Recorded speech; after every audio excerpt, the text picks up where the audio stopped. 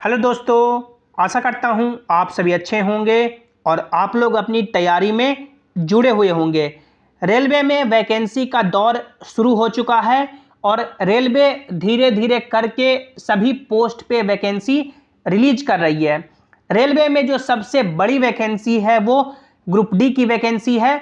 इस वीडियो में हम लोग बात करेंगे कि ग्रुप डी 2024 का नोटिफिकेशन कब तक देखने को मिलेगा, नोटिफिकेशन के अकॉर्डिंग कितनी वैकेंसी आ सकती है और इस बार जो वैकेंसी रहेगी उसकी एलिजिबिलिटी क्राइटेरिया क्या रहेगा, कौन कौन से कैंडिडेट फॉर्म अप्लाई कर सकते हैं, सबसे इंपॉर्टेंट कि एग्जाम पैटर्न और सिलेबस क्या रहेगा। तो ग्रुप डी 2024 के पूरे सिलेक्शन प्रोसेस को इस वीडियो में हम लोग देखेंगे।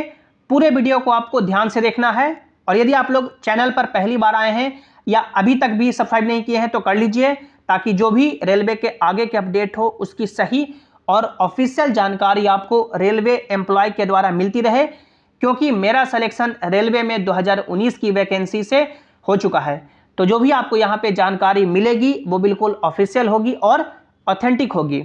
आप लोग यहाँ पे देख सकते हैं, ये रेलवे रिक्रूटमेंट बोर्ड यानी आरआरबी की ओर से ऑफिशियल एग्जाम कैलेंडर जारी किया गया है और इस एग्जाम कैलेंडर के अकॉर्डिंग आप लोग का जो ग्रुप डी यानी लेवल 1 की भर्ती है वो अक्टूबर महीने में जारी कर दी जाएगी।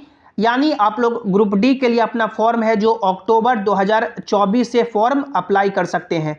तो ये सबसे बड़ी इंपॉर्टेंट अपडेट है कि वैकेंसी आपका जल्द ही आने वाली है और इसका एग्जाम भी जल्द ही करा लिया जाएगा।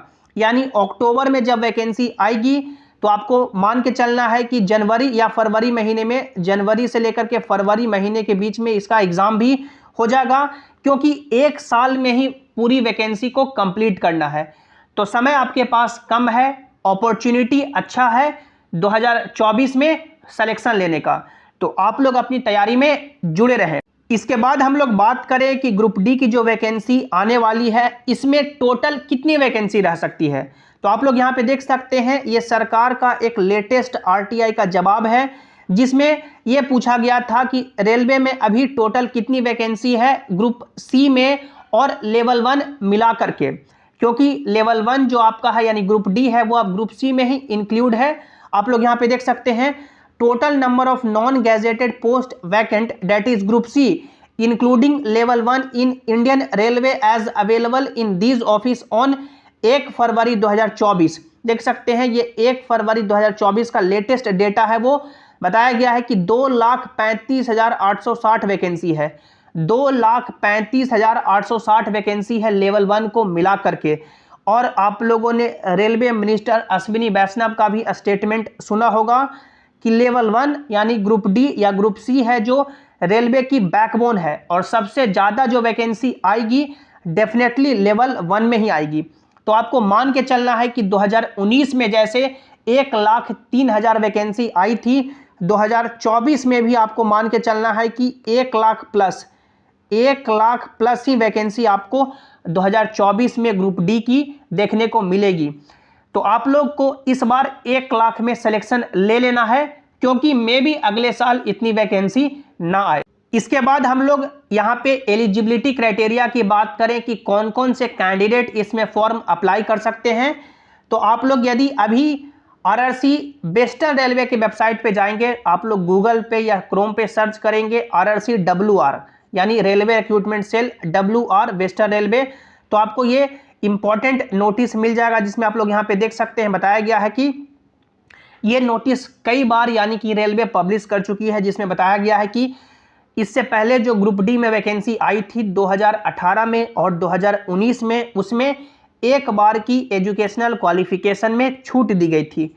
और अब 15 जून 2019 के बाद जितनी भी लेवल 1 में भर्ती आएगी टेक्निकल डिपार्टमेंट में, that is civil engineering, mechanical, electrical and signal and telecom department and catering wing of railway will be 10th pass plus national apprenticeship certificate NAC granted by national council for vocational training और 10th pass plus ITI। यानी कि 2019 के बाद जितनी भी vacancy आएगी level 1 में group D में टेक्निकल डिपार्टमेंट में, उसमें ITI या जिन्होंने अप्रेंटिसशिप किया है 10th के बाद, सिर्फ वही लोग फॉर्म अप्लाई कर सकते हैं। तो ये इंपॉर्टेंट यहाँ पे एलिजिबिलिटी क्राइटेरिया है, और सरकार ने, रेलवे बोर्ड ने इसके लिए एक अलग यानी कि देख सकते हैं लेटर भी जारी किया था, जिसमें सेम बातें बताई गई थी कि टेक्निकल डिपार्टमेंट में अब जितनी भी भर्ती आएगी उसमें 10th के साथ साथ ITI या अप्रेंटिसशिप होना चाहिए, और इसके अकॉर्डिंग ही कैंडिडेट तैयारी करें। तो 2024 में जो वैकेंसी आपका ग्रुप डी की आएगी, उसमें जिन्होंने भी 10th के बाद ITI किया है या अप्रेंटिसशिप किया है, वो फॉर्म अप्लाई कर पाएंगे टेक्निकल डिपार्टमेंट में, यानी टेक्निकल डिपार्टमेंट के लिए सिर्फ वही कैंडिडेट एलिजिबल हो पाएंगे। लेकिन जो ग्रुप डी में नॉन टेक्निकल पोस्ट होते हैं, जो नॉन टेक्निकल पोस्ट होते हैं, उसमें जिनके पास सिर्फ 10th की ही डिग्री है, यानी कोई भी टेक्निकल डिग्री नहीं है, वो भी फॉर्म अप्लाई कर पाएंगे। अब कौन से पोस्ट पे कौन से कैंडिडेट फॉर्म अप्लाई कर पाएंगे, तो इसके लिए यदि आप लोग 2019 का कोई भी नोटिफिकेशन किसी भी बोर्ड का देखेंगे तो आप लोग देख सकते हैं यहाँ पे आपको डिपार्टमेंट और पोस्ट मिल जाएगा। जैसे आप लोग देख सकते हैं जो नोटिफिकेशन में बात की गई है वो आपका मैकेनिकल डिपार्टमेंट की बात की गई है, इंजीनियरिंग डिपार्टमेंट की बात की गई है, उसके बाद देख सकते हैं मैकेनिकल डिपार्टमेंट की बात की गई है। स्टोर डिपार्टमेंट की नोटिफिकेशन में कहीं भी बात नहीं की गई है। तो ये स्टोर डिपार्टमेंट में यानी जिनके पास सिर्फ 10th की डिग्री है, कोई भी टेक्निकल डिग्री नहीं है, वो भी फॉर्म अप्लाई कर पाएंगे। उसके बाद आप लोग यहाँ पे देख सकते हैं ये जो आपका ट्रैफिक डिपार्टमेंट है, ट्रैफिक डिपार्टमेंट में जो आपका असिस्टेंट पॉइंट्समैन का पोस्ट है, ट्रैफिक डिपार्टमेंट की भी कहीं भी यानी कि बात नहीं की गई है। तो यहाँ पे ट्रैफिक डिपार्टमेंट में भी 10th के कैंडिडेट अप्लाई कर पाएंगे, यानी जिनके पास कोई भी टेक्निकल डिग्री नहीं है वो भी फॉर्म अप्लाई कर पाएंगे। उसके बाद देख सकते हैं मेडिकल का ये जो डिपार्टमेंट है, मेडिकल डिपार्टमेंट में भी जिनके पास सिर्फ 10th की डिग्री है, यानी कोई भी टेक्निकल डिग्री नहीं है, वो भी फॉर्म अप्लाई कर पाएंगे। और बाकी जो सभी यानी कि टेक्निकल डिपार्टमेंट के पोस्ट हैं, जैसे मैकेनिकल हो गया, इंजीनियरिंग हो गया, सिग्नल हो गया, इलेक्ट्रिकल हो गया, इन सभी डिपार्टमेंट में 10th के बाद जिनके पास भी ITI या अप्रेंटिसशिप है वही फॉर्म अप्लाई कर पाएंगे। अब सवाल कि जब 2024 की वैकेंसी लगभग 1 लाख के समथिंग आएगी तो टेक्निकल पोस्ट कितने रहेंगे, नॉन टेक्निकल पोस्ट कितने रहेंगे, तो ये मान सकते हैं 2019 के वैकेंसी से आप लोग कंपेयर करेंगे तो जो टेक्निकल पोस्ट हो सकता है वो आपका 70% ऐसे पोस्ट रहेंगे जिसमें सिर्फ टेक्निकल के जो कैंडिडेट हैं, यानी जिनके पास ITI या अप्रेंटिसशिप है, वो फॉर्म अप्लाई कर पाएंगे। 70% मान सकते हैं पोस्ट उनके लिए ही हो जाएगा, और 30% ऐसे यानी पोस्ट रहेंगे जो मान सकते हैं कॉमन रहेगा, जिनके पास कोई भी टेक्निकल डिग्री नहीं है, जैसे ना ही ITI है या ना ही अप्रेंटिसशिप है, वो भी फॉर्म अप्लाई कर पाएंगे। तो ग्रुप डी में फॉर्म सभी बच्चा भरेगा, जिनके पास ITI या अप्रेंटिसशिप है वो भी भरेगा, या जिनके पास नहीं है वो भी भरेगा, बशर्ते कि वैकेंसी अलग अलग रहेगी, वैकेंसी कम रहेगी नॉन टेक्निकल पोस्ट के लिए।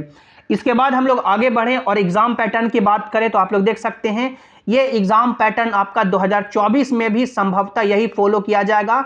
एक एग्जाम लिया जाएगा और एक एग्जाम के बेसिस पे ही मेरिट बना करके कैंडिडेट को दौड़ के लिए यानी फिजिकल एफिशिएंसी टेस्ट के लिए क्वालिफाई किया जाएगा, जिसमें देख सकते हैं 90 मिनट यानी कि 1.5 घंटे का समय दिया जाएगा। साइंस से 25 सवाल पूछे जाएंगे, मैथमेटिक्स से 25 सवाल, रीजनिंग से 30 सवाल और करंट अफेयर से 20 सवाल। 2024 में यह भी हो सकता है कि इस बार जो साइंस से 20 सवाल पूछा जा रहा है, साइंस से 40 सवाल पूछे जाएं, मैथमेटिक्स और रीजनिंग मिलाकर के यहाँ पे यानी कि 25-25 सवाल कर दिया जाए, और जनरल अवेयरनेस का जो वेटेज है वो कम कर दिया जाए, क्योंकि सिलेबस और एग्जाम पैटर्न है जो अभी जो वैकेंसी आई है वहाँ पर भी चेंज हो गया है। तो ये भी हो सकता है कि जो नंबर ऑफ क्वेश्चन है हर सब्जेक्ट में वो ऊपर नीचे हो सकता है, लेकिन एग्जाम पैटर्न बिल्कुल आपका यही रहेगा। 100 क्वेश्चन पूछे जाएंगे, 1.5 घंटे का समय दिया जाएगा, और इसी 100 क्वेश्चन के बेसिस पे कैंडिडेट को फिजिकल एफिशिएंसी टेस्ट के लिए क्वालिफाई किया जाएगा। अब आप लोग यहाँ पे सिलेबस देख सकते हैं, मैथमेटिक्स का सिलेबस बिल्कुल सेम रहेगा, कुछ भी चेंज नहीं होगा। उसके बाद आप लोग देख सकते हैं रीजनिंग का सिलेबस, साइंस का सिलेबस और जनरल अवेयरनेस का सिलेबस। जितने भी कैंडिडेट CBT 1 क्वालिफाई करेंगे उनको फिजिकल एफिशिएंसी टेस्ट के लिए बुलाया जाएगा। आप लोग देख सकते हैं फिजिकल एफिशिएंसी टेस्ट है जो क्वालिफाइंग इन नेचर होता है, यानी इसे आपको पास करना ही होगा, तभी आप लोग का मेरिट लगेगा और डॉक्यूमेंट वेरिफिकेशन के लिए आपको बुलाया जाएगा। जिसमें देख सकते हैं फिजिकल एफिशिएंसी टेस्ट मेल और फीमेल कैंडिडेट के लिए अलग अलग होता है। मेल कैंडिडेट के लिए आप लोग देख सकते हैं, मेल कैंडिडेट को 2 मिनट का समय दिया जाता है और उनको 35 केजी का वजन अपने कंधे पे या अपने सिर पे उठा करके 100 मीटर चलना होता है। आप लोग को 2 मिनट का समय दिया जाएगा और 100 मीटर का जो दूरी है वो आपको कवर करना होगा 35 केजी का वजन उठा करके। ये पहला चीज़ हो गया।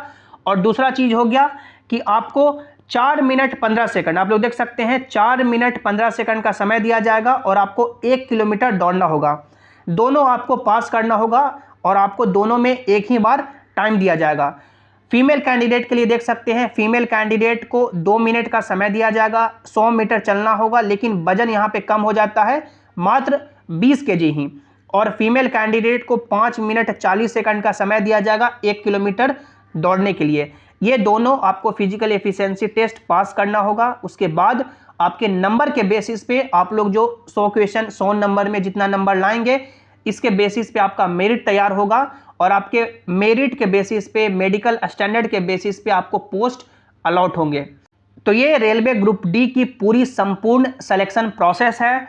आई होप जितने भी जेन्युइन कैंडिडेट हैं, भोलेनाथ उन लोग का सिलेक्शन जरूर करवाएंगे और आप लोग की इस बार नौकरी जरूर लगेगी। वीडियो को आपको लाइक करना है, दोस्तों के साथ शेयर करना है, जितने भी आपके टेलीग्राम व्हाट्सएप ग्रुप है उनमें शेयर जरूर करें।